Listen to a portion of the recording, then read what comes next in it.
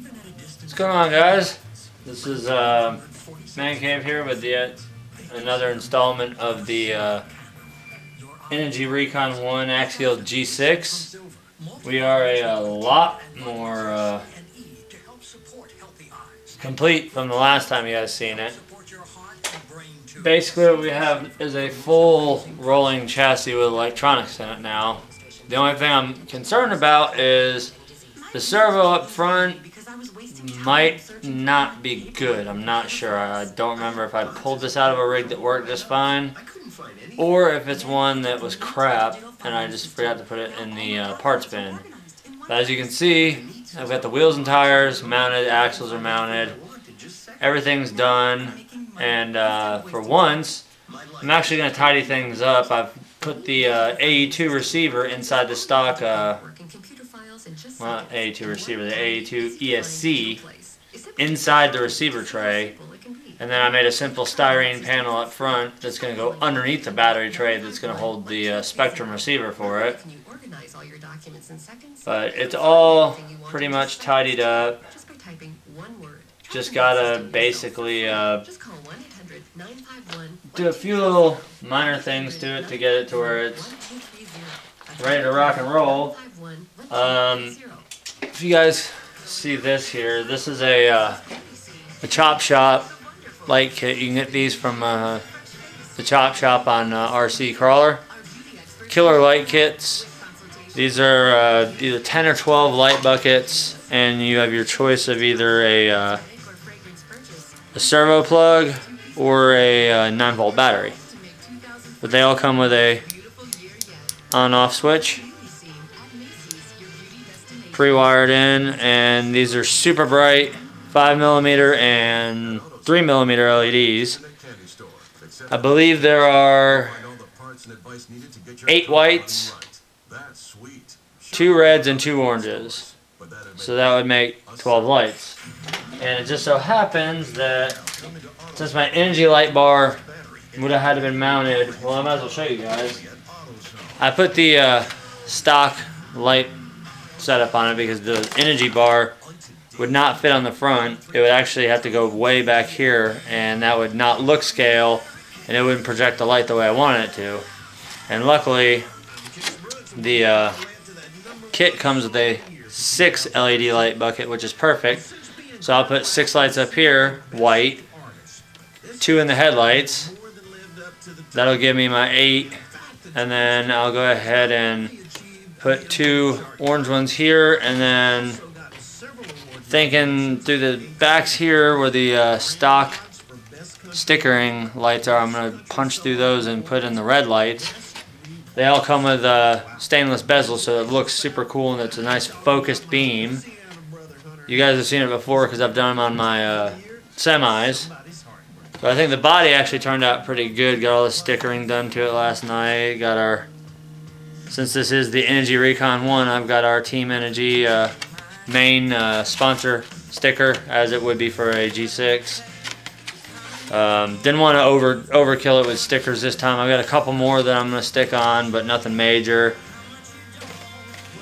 The cage was extremely simple to put together. There's literally 3 pieces, the top and the back, or top and the sides.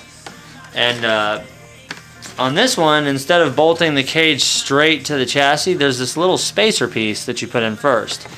Still screws in the same way through the bottom. There's 2, 4, 6 holes, but when you put your little plastic washers on the backside and run your your bolts through it, you put a little, probably a 4mm spacer right down there, and then that screws into your main body cage because the screws that you use are long, and it's a pretty tough looking body. I've had it all mocked up. I just haven't gotten a chance to drive it yet because I didn't have everything hooked up. Now I've got to put the battery tray back in, but I've got to bind the radio first. But other than that, you can see that it's got some pretty decent flex. That's about 3 or 4 inches of flex right there, so, and it does squat pretty good. The shocks are not, they're stiffer than the Icons would be, which is a good thing, because I don't want this rig to be so floppy on it. But other than that, I mean, this has been a blast to build. It was easy, especially since I had the awesome axles, which, by the way, you get a good close-up shot of that front end. That looks pretty killer right there, even though, yes, I know I'm using a very low torque servo. The rear axle looks just as good. And as I mentioned before, I've ordered a set of gunmetal Integy 4-link mounts to replace the stock plastic ones. So I'll be tearing it apart, obviously, to put those on, which means axles back off, but that's the way. I thought I'd order them when I did the bulk order for all the parts for this, but left out the 4-link brackets, and I'm going to be changing the upper links from plastic to aluminum as well. But other than that, this is going to be one of the tidiest, cleanest looking rigs that I've built yet. It's not going to be all clustered up. No high water electronics plate, because this one is not going to be going swimming or anything. With all the money that's tied up in this one, I kind of want to have a rig that doesn't come apart after 7 or 8 uses, or I have to keep breaking it down to fix it. But with the body on, which the body posts were a little bit of a pain in the butt when I did them, but that was my fault, because I should always mark the body posts before I paint it and then have the holes punched through. But that gives you a general idea of how high we're going to be sitting off the ground. The rear posts are pretty much all the way down, and the front posts are down so far that the battery is practically touching the hood.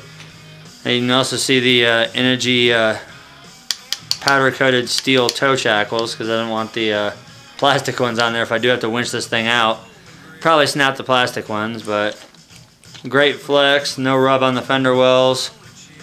It's turned into a really sweet ride, and hopefully the next time you guys see this, the light kit's going to be installed and it'll be an actual running video of it. So I might as well say that this is a conclusion of the Integy Recon 1 Axial G6 kit build, and the next video of it you see will be it taking its first run on the trails. So hope you guys enjoyed watching this build series. I've had a blast doing it. This one's, as always, with all Axial kits, they're extremely easy to put together. I mean, it went together about as quick as my RC 4-wheel drive G-Land 2 kit did. That thing I flew through, and it was just absolutely flawless. Which, I got a few things for that I might have showed you guys already, but this body is going to be going on my G2 with a set of 155 Steelies and boggers.